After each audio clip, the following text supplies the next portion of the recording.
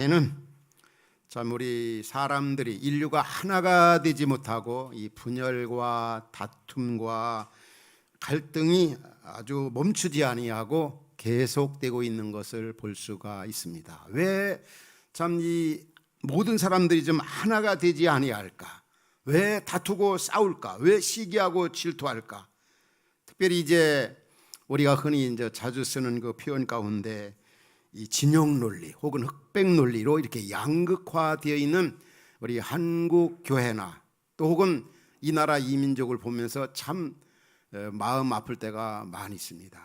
얼마 전에 한일 정상회담과 그 결과를 놓고도 얼마나 그 생각들이나 또 마음들이 많이 갈라져 있습니까?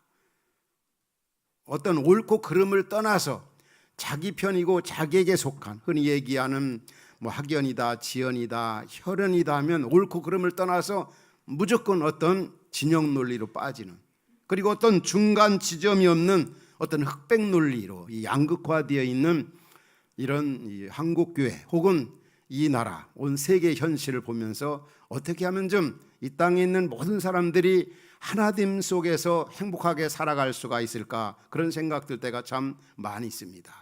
우리 예수님께서도 요한복음 17장에서 우리 이 땅에 있는 성도들을 위해서 기도할 때 어떤 기도를 하셨습니까? 하나님, 이 땅에 있는 모든 성도들이 하나가 되게 해달라고, 먼저 믿은 자와 나중 믿은 자가 하나가 되고, 그래서 믿지 않는 세상 사람들로 하여금 예수님이 하나님이 보내신 자인 것을 알게 하시고 믿게 하옵소서. 하나가 될 때 바로 교회를 교회로, 또 예수님을 구주로 인정하게 된다는 거죠.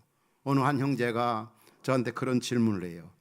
왜 뭐 믿지 않는 사람들은 몰라도 믿는다고 하는 지도자들이, 또 믿는다고 하는 성도들이 왜 하나가 되지 못하느냐 이거죠.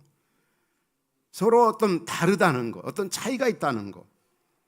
그러나 우리가 하나가 되지 못하는 이유 가운데 가장 큰 이유는 어떤 본질적인 문제가 아닙니다. 비본질적인 그런 것, 성경이 어떻게 말씀하고 있는가, 그런 게는 관심이 없고, 그 하나님 말씀보다 다른 것이 더 우선순위가 되기 때문에 지금 말씀드린 어떤 자기 생각이나 또 자기에 속한 어떤 지역이나 어떤 당이나 어떤 소속에 있는 사람들, 무조건 진영 논리, 그러니까 따지지 아니하고 무조건 옳게 보고 그렇지 않으면 나쁘게 보는, 이게 잘못된 생각이에요. 성경은 우리가 하나됨 속에서 진리 안에서 하나가 되는 것을 강조하고 있고, 진리 안에서 하나가 되게 해달라고 하나님 앞에 우리 성도들이 기도하는 것입니다. 신학을 오래전에 수십 년 전에 졸업을 했지만은 수십 년 후에 이렇게 만나보면은 같은 학교에 4년 7년 이렇게 공부를 했어도 정말 달라도 왜 그렇게 다를까? 이 다른 건 실제로 나쁜 게 아니잖아요. 나와 내 기준에서 다르다고 상대방을 정죄하고 비판하고 애면하고 상대방에 대해서 아주 쳐다도 안 보고, 이거는 우리 그리스도인의 자세가 아니지 않습니까? 우리가 이 부부간에 살면서도 그런 걸 느낍니다. 정말 달라도 참 너무 다르다. 그러나 다르기 때문에 얼마나 유익한 것이 많습니까? 서로 보완관계로 창조가 있고 발전이 있고 증대가 있고 조화가 이루어짐 속에서 자녀를 둘 혹 셋나 길러본 그 부모님들은 그런 걸 압니다. 야, 같은 부모님 뱃속에서 태어난 자식이지만 어쩌면 이렇게 다를까? 이 다른 거는 나쁜 게 아니지 않습니까? 그런데 우리는 그 위에 다른 거에 대해서는 정죄하고, 오히려 우리가 수용하고 본질적인 것이 아닌 것에 대해서는 수용하고 이해하고 배려해야 되는데, 우리 믿는다고 하는 사람들까지도 그렇지 못한 모습들이 참 많은 것 같아요. 우리가 꼭 같아야 될 게 있습니다. 본질적인 것, 예수 그리스도 외에는 구원의 길이 없다. 예수만이 우리 인류의 구세주다. 그거는 정말 다 같아야 됩니다. 그러나 다른 것에 대해서는 우리가 이해하고 수용하고 받아주고 기다려주고, 그런데 우리 모습 가운데는 그렇지 않은 경우가 참 많이 있죠. 우리 예수님은 우리의 구원자다. 그리고 믿음의 식구들에 있어서 궁극적인 목적은 그 나라, 그 영광, 그 비전을 가지고 살아가는 이것만큼은 다 같아야 됩니다. 그 다른 거에 대해서는 이해하고 수용하고 우리가 배려하고 그런 자세를 가져요. 그럴 때 하나가 될 수가 있는 것입니다. 오늘 본문에 보면은 하나가 되지 못하는 빌립보 교회의 모습을 볼 수가 있습니다. 그래서 옥중에 있는 바울로부터 빌립보 교회가 이제 권면을 받고 있습니다. 오늘 2장 1절 이하를 읽어보면 그런 말씀이 나오죠. 그 교회 성도들이 어떤 성도들이었습니까? 정말 이 선교적 공동체였어요. 우리 교회처럼 아주 온 교회가 얼마나 선교에 열심히 했는지 몰라요. 원래 이 빌립보 교회는 사도행전 16장에 보면 바울이 제2차 전도 여행 때 이 강가에서 루디아라고 한 여인에게 전도를 했어요. 근데 그 여인이 회심해 가지고 이제 루디아 거기에서 이제 가정교회가 이루어집니다. 근데 이 루디아 여성으로 시작된 그 가정교회가 다 여성도들이, 한국 교회가 그렇죠. 제가 이곳저곳 이제 교회를 섬기고 세미나나 예배를 인도해 보면은 보통 보면 여자분들이 참 많고 남자분들, 특별히 교회 이 동역자들, 사역자들은 여성 주도적인 경우가 한국 교회인데 바로 이 빌립보 교회는 루디아를 중심한 여성도들이 참 많았어요. 그런데 그 여성도들이 얼마나 선교에 대해 열심히 했는지, 그들은 이 바울 선교하는 바울을 위해서 기도만 한 것이 아닙니다. 늘 기도하고 그 다음에 물질로도 이렇게 그들을 적극 이 바울을 협력했고, 그리고 이제 이 바울이 어려움에 처했을 때 에바브로디도 사람을 보내 가지고 선교원금을 주고 또 물질을 이 선물을 주는 걸 볼 수 있습니다. 이러던 이 아름다운 교회가 아주 선교적 교회로 아름다운 교회가 문제가 일어난 거예요. 그래서 오늘 2장 1절 보면 바울이 어떻게 합니까? 그 교회를 권면하죠. 본문 보면은 그러므로 그리스도 안에서 무슨 권면이나 사랑에 무슨 의로나 성령의 무슨 교제나 긍휼이나 자비가 있거든. 2절 보면 계속 뭐라고 말합니다. 마음을 같이하여 같은 사랑을 가지고 뜻을 합하여 한 마음을 품어. 3절 보면은 아무 일이든지 다툼이나 허영으로 하지 말고 오직 겸손한 마음으로 각각 자기보다 남을 낫게. 왜 이 교회가 이런 권면을 받고 있습니까? 교회가 자꾸 분열의 조짐, 갈등, 다르다는 이유 때문에 서로 하나가 되지 못하는 거지요. 그런데 그 배경을 보면은 그 4장 2절에 그 유오디아와 순두계를 특별히 바울이 이름을 거론하면서 주 안에서 같은 마음을 품으라. 다시 말하면 여성 주도적인 빌립보 교회가 이 두 여성도로 인해 가지고 분열이 되고 다툼이 일어나고 시기 질투가 많았던 겁니다. 참 이 교회가 하나가 되고 평화로워야 되는데 교회에서 열심히 일하는 두 여성도, 다시 말하면 요즘 말하면 1, 2 여전도 회장이다. 우리 교회적으로 보면 뭐 제1 권사회장, 제2 권사회장 이런 위치에 있는 이 두 사람이었어요. 그래서 이런 바울이 권면을 보내는 하나가 돼야 된다. 그렇게 그리스도 예수 안에서 한 피바다 한 몸이름 같은 식구들인데 지체의식, 공동체의식, 가족의식을 가지고 교회를 섬기고 이웃을 섬겨야 되는데 그렇게 분열되면 어떻게 하느냐. 너희들이 선교는 열심히 하지만 그 선교도 한 마음으로 해야 되는 것이 내가 원하는 것이고 하나님의 뜻이라는 거지요. 이 교회가 얼마나 선교에 아름다웠던, 변함이 없었어요. 이 빌립보서 1장 6절에 오면 바울이 그 교회에 대해서 먼저 극찬하죠. 뭐라고 그럽니까? 너희 속에 착한 일을 시작하신 이가 그리스도의 예수의 날까지 이루실 줄을 우리가 확신하라. 여기서 착한 일은 어떤 일일까요? 선교하는 일이 정말 착한 일이라는 거죠. 귀한 일이고 아름다운 일이고, 교회가 선교하지 않으면 선교는 교회 존폐 여부에 달려있는 아주 귀한 것입니다. 예수의 날까지, 처음부터 예수의 날까지 이룬다는 말은 끝까지 변함. 다른 교회들은 바울 선교하다가 중단하고 포기하고 외면하는데 이 빌립보 교회만큼은 여성도들 중심에서 변함없이 지금까지 해왔다는 거예요. 너무 잘한 일이다. 이 선교일은 하나님이 원하시는 소원이죠. 우리가 잘 아는 디모데전서 2장 4절에서 하나님의 소원을 얘기합니다. 뭐라고 합니까? 하나님은 모든 사람이 구원을 받으며 진리를 아는 데 이르기를 원하시느니라. 또 빌립보서 2장 13절에도 이런 말씀이 나와요. 너희 안에 행하신 일은 하나님이시니 자기의 기쁘신 뜻을 위하여 너희에게 소원을 두고 행하게 하신다. 여기서 말하는 소원도 선교를 얘기하는 겁니다. 빌립보 교회 성도들은 하나님의 소원을 이루어드리는 아주 귀한 교회였어요. 하나님이 가장 기뻐하신, 저는 이 본문을 묵상하고 준비하면서 우리 흩어진 화평 공동체가 빌립보 교회처럼 지금까지 통전적 선교 공동체 사명을 잘 감당해 온 게 얼마나 감사한 일입니까? 또 앞으로도 이런 일에 계속 집중해야 할 사역이 바로 이 선교적 그런 사역이다. 선교 비전을 가지고 일하는 일이다. 오늘 이 말씀을 들어가면서 우리 성도님은 더욱더 이 선교적 교회로 또 우리가 선교적 삶을 살아가도록 집중하고, 이게 바로 하나님의 소원을 이루어진 일이고 하나님을 영화롭게 한 일이고 하나님의 마음을 시원하게 해드린 일이다. 저 지난 주간에 우리 이명호 권사님께서 갑작스럽게 내 동맥 그 파열로 이제 출혈이 돼서 수술을 받았어요. 근데 며칠 전에 다시 이제 그 출혈된 그 부분에 또 그 연축 이런 이상이 생겨 증상이 생겨서 또 내일 수술로 이렇게 들어간다고 합니다. 여러분 위해서 많이 기도해 주시기 바랍니다. 혈관에 이제 어떤 이상이 생긴 거죠. 근데 우리 이병헌 권사님이 지난 주간에 전화가 왔어요. 교회로 7월 달에 가는 그 라오스 선교 꼭 가고 싶다고, 나도 거기 지원자로 좀 넣어달라고. 그 소식을 들을 때 참 두 가지 생각이 들었어요. 참 마음이 뭉클했고, 우리 이명헌 권사님 고통 중에도 그렇게 선교에 대한 비전을 가지고 그걸 소원을 가지고 계시구나. 정말 기도해서 꼭 우리 라오스 비전 트립 가시도록 해야 되겠구나. 우리 모두가 이런 소원을 가지는 것이 얼마나 중요합니까?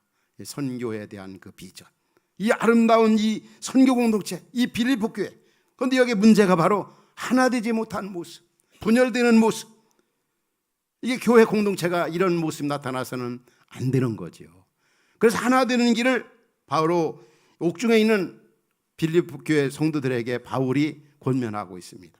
그 해답을 주고 있어요. 어떻게 하나가 될 수가 있느냐, 이 분열이 어떻게 하면 해결될 수 있겠느냐. 바로 2장 5절에서 이렇게 말씀합니다. 하나 되는 길이 뭐냐? 같이 한번 읽도록 하겠습니다. 너희 안에 이 마음을 품으라. 곧 그리스도 예수의 마음이다. 이 마음이 어떤 마음이요? 예수님의 마음. 예수님의 마음을 품을 때 하나가 될 수 있다는 거죠. 왜 이 빌립보 교회가 문제가 일어났습니까? 자꾸 자기 자랑하고 자기 우월감에 빠지고 자기 집착하고 자꾸 시기 질투하면서 비교하고, 이러다 보니까 그 아름다웠던 선교 공동체가 나뉘어지는 겁니다. 그래서 하나 되는 길이 여기에 있다. 바로 예수님의 마음이다. 그럼 예수님의 마음이 어떤 마음인가? 바로 6절 이하에서 말씀하고 있어요. 그는 근본 하나님의 본체시나 하나님과 동등됨을 취할 걸 여기지 아니하시고, 또 계속 오히려 자기를 비워 종의 형체를 가지사 사람들과 되셨고. 예수님의 마음이 어떤 마음이냐?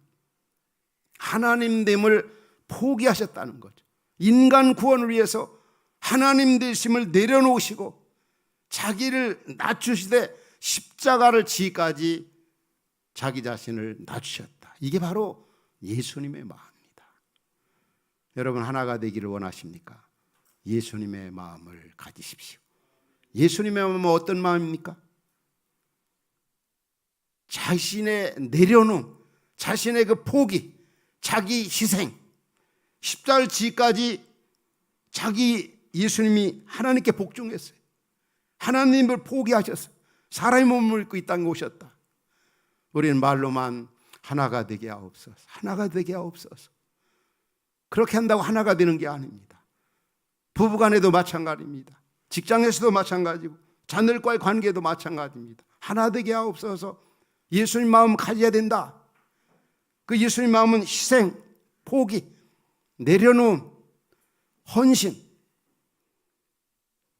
이 자기 자랑, 자기 우월감, 자기 집착, 이런 분들은 예수님 마음 가질 수가 없어요. 부부관계나 친구관계나 이웃과의 관계에서입니다. 바울이 어떻게 표현했습니까? 내가 그리스도와 함께 십자가에 못 박혔나니 그런지 이제 내가 산 것이 아니라 내 안에 그리스도께서 산 거라. 내가 육체 가운데 사는 것은 나를 사랑하사 나를 위하여 자기 몸을 버리신 하나님의 아들을 믿는 믿음 안에 사는 것이라. 나 자 십자가에 못 박아 나는 날마다 죽노라. 나와 세상은 간 곳이 없고 구속한 주만 보이도다. 나 자신을 나 자신이 깨지고 부서지고 녹아지고 오직 나를 통해서 그리스도만 드러내고, 이게 바로 예수님의 마음입니다.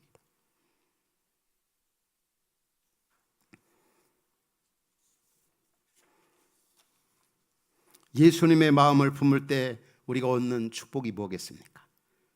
바로 9절부터 11절에 나타납니다. 9절 오늘 본문에 보면 어떤 말씀이 나옵니까? 이러므로 하나님을 포기하고 십자가에 복종하실 때 이러므로 하나님이 그를 지극히 높여 모든 이름 위에 뛰어난 이름을 주사 계속 하늘에 있는 자들과 땅에 있는 자들과 땅 아래 있는 자들로 모든 무릎을 예수의 이름에 꿇게 하시고 모든 입으로 예수 그리스도를 주라 시인하여 하나님 아버지께 영광을 돌리게 하셨느니라. 낮아지고 복종하고 깨지고 희생하고 내려놓을 때 우리 하나님 아버지께서 예수 그리스도를 지극히 높여 땅 아래 땅 위에 있는 땅 속에 있는 모든 자들이 예수의 이름 앞에 꿇게 하고 예수를 주라 시인하게 하셨다.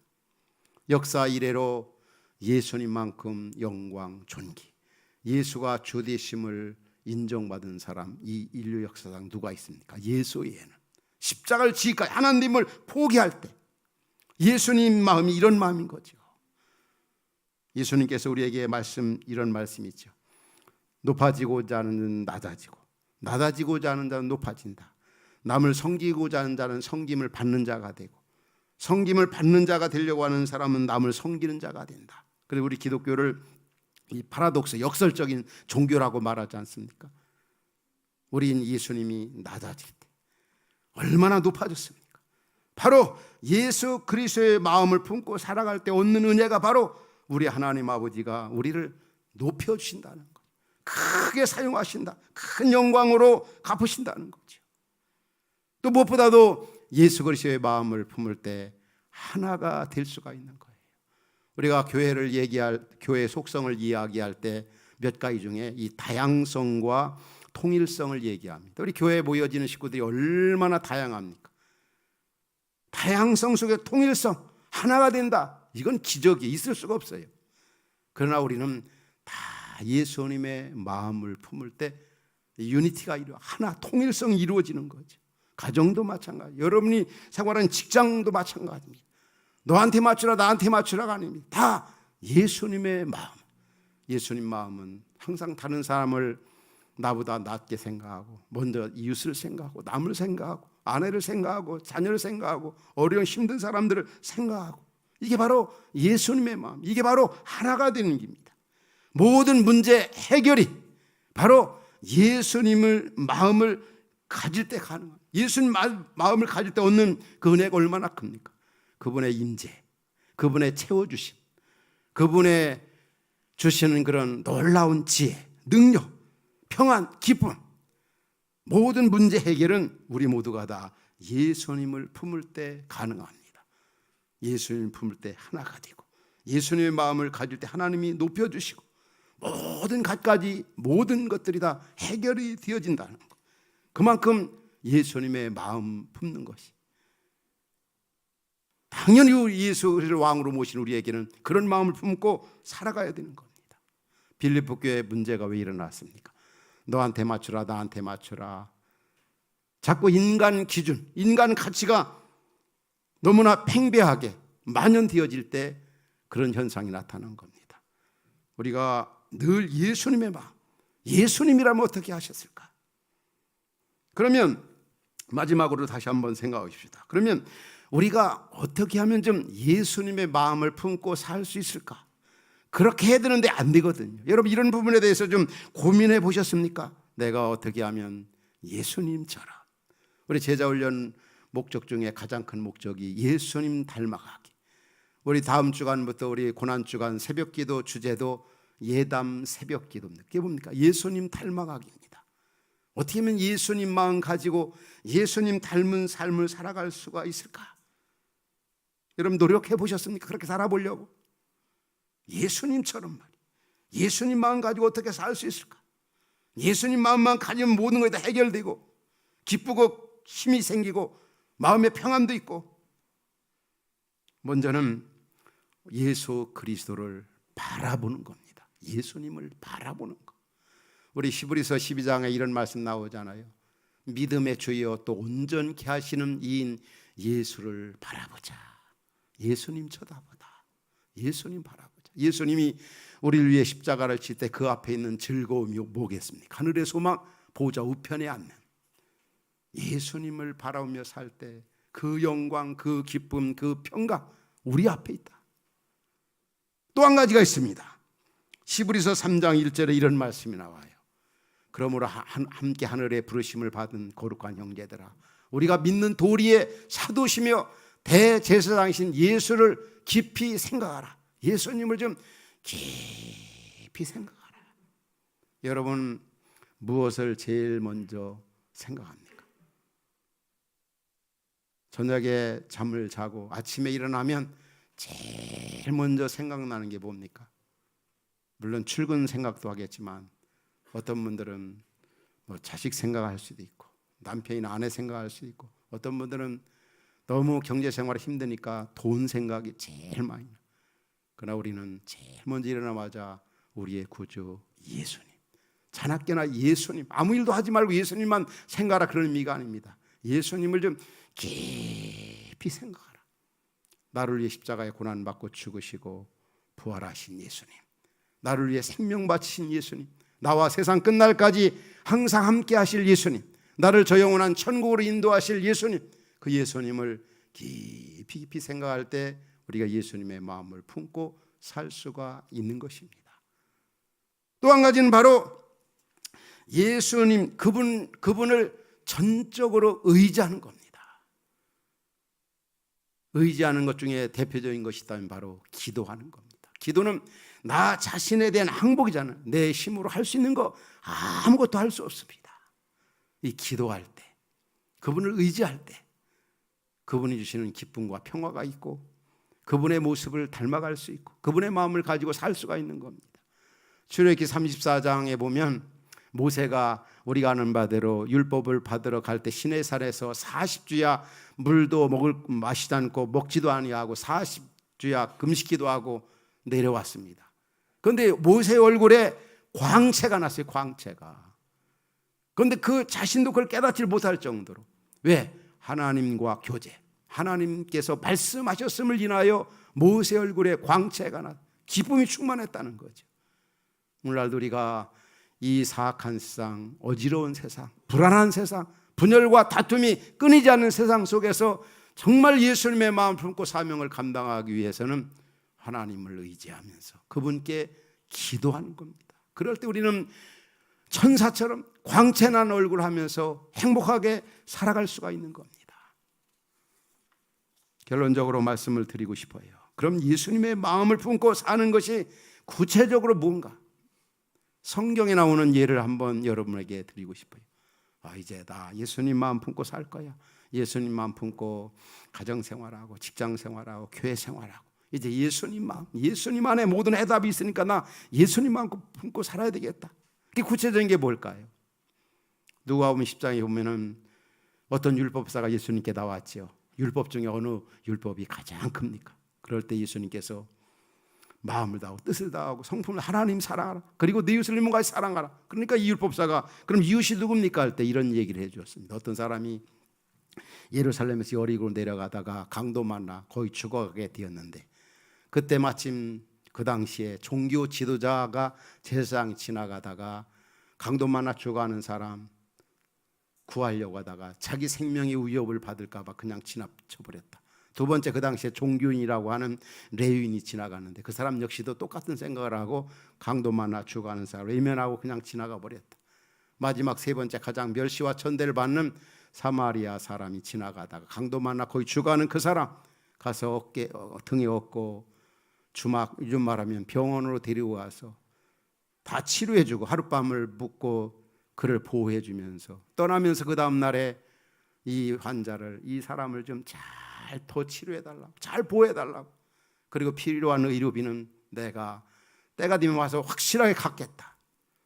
예수님이 말씀했습니다. 율법사에게 이 세 사람 중 제사장, 레위인 그리고 사마리아 이 세 사람 중에 어떤 사람이 이웃에 대해서 자비를 베푼 사람이냐? 우리 바로 10장 27절에 10장 37절에 그렇게 말씀합니다. 자비를 베푼 자니다. 그렇게 이 사람이 율법사가 대답했어요. 그러니까 예수님께서 뭐라고 해요? 가서 너도 이와 같이 하라. 따라합시다. 가서 너도 이와 같이 하라. 이게 바로 예수님의 마음을 품고 사는 것입니다. 가서 너도 이와 같이 하라. 이 시대 여러분, 예수님 마음 가지고 사마리아인처럼 살아가십시오. 우리 주변에 오면은 주님을 모르고 강도 만나 죽어가는 사람처럼 살아가는 사람들, 세상에 보이는 것이 전부인 양 살아가는 사람들이 얼마나 많이 있습니까? 이런 사람에게 주님의 사랑을 실천하는 것, 주님을 전하는 것, 이게 바로 예수님의 마음을 품고 살아가는 것입니다. 또 하나 예를 들을까요? 마태복음 25장에 보면 예수님 앞에 사람들이 섰습니다. 어떤 사람에게 예수님이 말씀합니다. 너는 내가 먹을 것이 없다에게 먹을 걸 주었다. 너 내가 나그네 되었을 때 나를 영접했다. 내가 옥에 갇혔을 때 너는 나를 돌아봐. 병 들었을 때 나를 찾아 위로해 주었다. 그때 그 사람이 예수님한테 얘기하면, 언제 제가 예수님한테 그런 일을 했습니까? 그때 뭐라고 그랬습니까? 마태복음 25장 40절에 오면은 같이 읽겠습니다. 시작. 임금이 대답하여 이르시되 내가 진실로 너에게 이르노니 너희가 여기 내 형제 중에 지극히 작은 자 하나에게 한 것이 곧 내게 한 것이라. 이게 바로 예수님의 마음을 품고 살아가는 겁니다. 오늘 말씀을 듣는 여러분에게 이러한 예가 있기를 주의 이름으로 축원합니다. 정말 어려운 시대를 살아가고 있어요. 얼마나 분열과 다툼과 시기와 질투, 기승을 부리는 판을 치는 시대에 살고 있습니다. 이런 시대를 살아가는 구원받은 오늘 말씀 듣는 성도 여러분들에게 말씀합니다. 무엇보다도 예수님의 마음을 품고 살라고. 하나가 되는 길은 바로 예수님의 마음입니다. 예수님의 마음이 어떤 마음입니까? 자기 희생, 자기 포기, 자기 내려놓음, 하나님을 포기. 이럴 때 예수님의 마음을 품고 시대적 사명을 감당할 수가 있는 겁니다. 우리 모두가 예수님 마음 품고 행복하게 의미 있게 보람 있게 살아갑시다. 기도하겠습니다.